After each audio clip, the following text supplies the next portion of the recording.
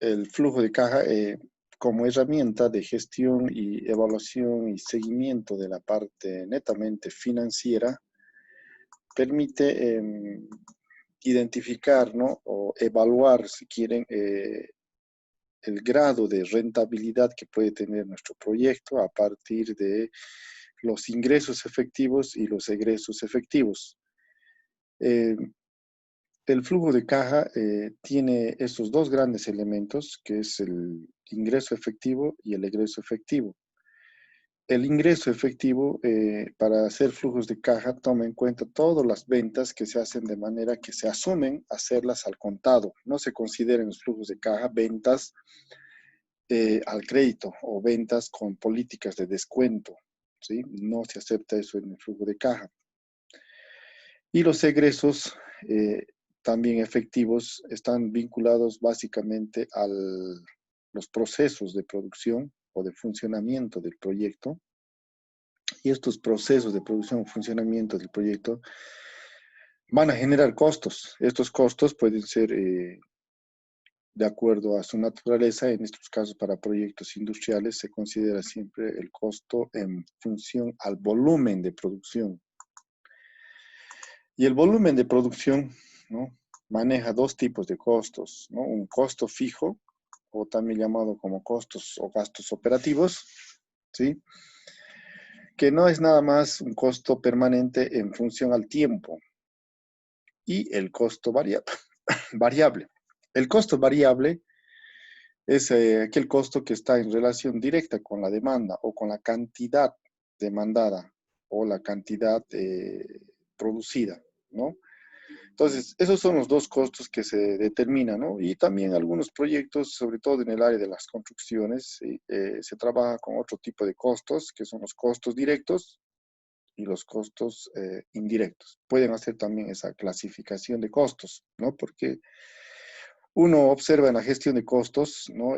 Hay bastantes tipos de costos que se puede considerarlo, pero eso es lo que les menciono, ¿no? Los costos fijos, o también llamados costos indirectos, o los costos variables, también llamados costos directos, que son los que se utilizan más en este tipo de proyectos, ¿no? De inversión.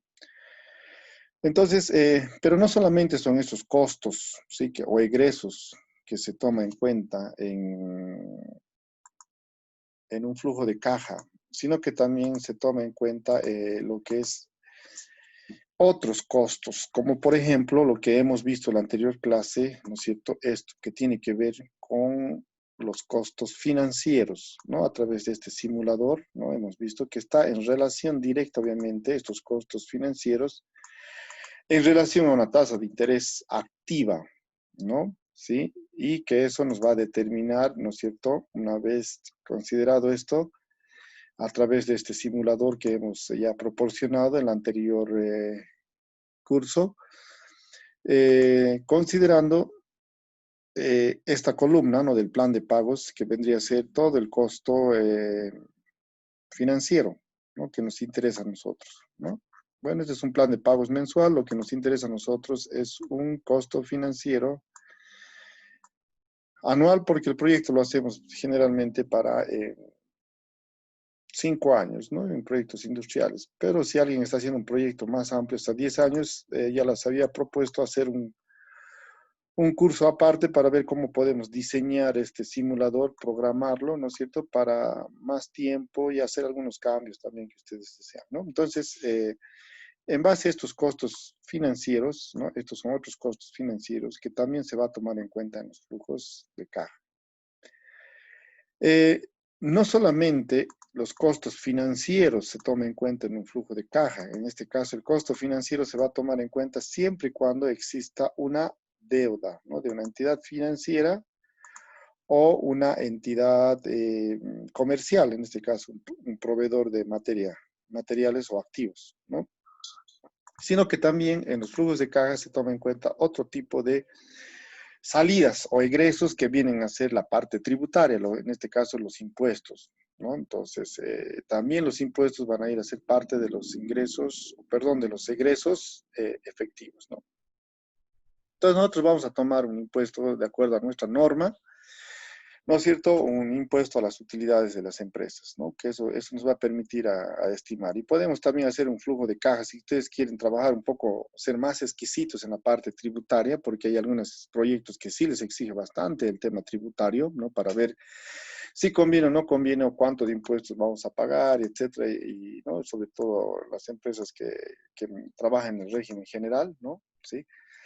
Ya trabajan con un flujo de caja con IVA y en algunos casos hacen una evaluación de flujos de caja sin IVA. Entonces, en esos casos hay que tomar en cuenta también el impuesto al valor agregado, y no solo el impuesto al valor agregado, ¿no? Sino que también el impuesto a las transacciones. Entonces, esos tienen que estar inmersos en un flujo de caja para ver un sistema de compensaciones, ¿sí? ¿Ya? Que lo podemos hacer. Ahora, el tema tributario, atiendan, yo les adelanto algo.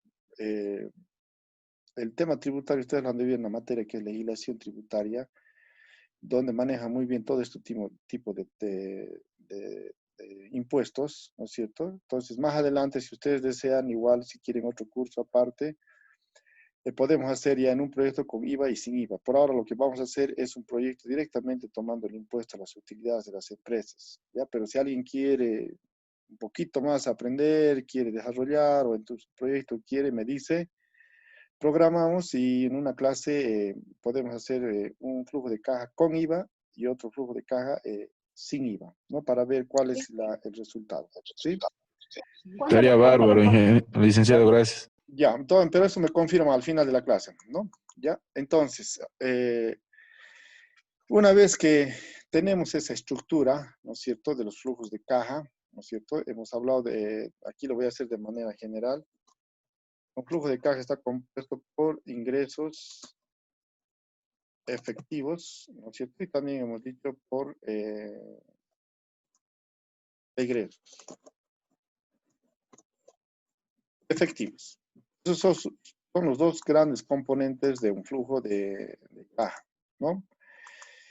En los ingresos podemos hablar de ventas, valor residual y otros, pero en los egresos hay varios componentes que hemos ido nosotros mencionando. Entonces ahí hemos mencionado primero uno de los componentes que se trabajan en egresos son las inversiones, ¿no? Luego hemos hablado de los costos, ¿sí? Costos de producción. Dentro de los costos de producción, si quieren, hemos visto lo que es el costo, los costos fijos, ¿no?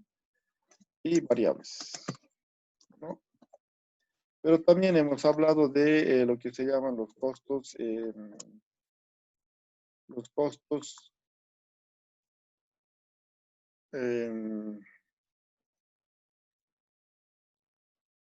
financieros, ¿no? Costos financieros. Esto no es nada más el pago de los intereses, ¿no? ¿Sí? Y también hemos hablado de los impuestos, ¿no? Los impuestos, ¿ya? Dentro de los costos financieros aparece también lo que son las amortizaciones, ¿no? Entonces eso también hay que considerarlo, ¿no? Las amortizaciones. Y en los impuestos, aquí hemos dicho que los impuestos van a ser básicamente lo que vamos a hacer en proyectos 1. Y ya en proyecto 2 ya podemos un poquito trabajar con más especificación en cuanto a los tributos, ¿no? Con IVA, con IT, incluso podemos tomar en cuenta el IC dependiendo del producto, el impuesto al consumo específico, ¿no? O sea, podemos trabajar más. Pero por ahora vamos a tomar en cuenta el impuesto a las utilidades, que es el IUE, ¿no?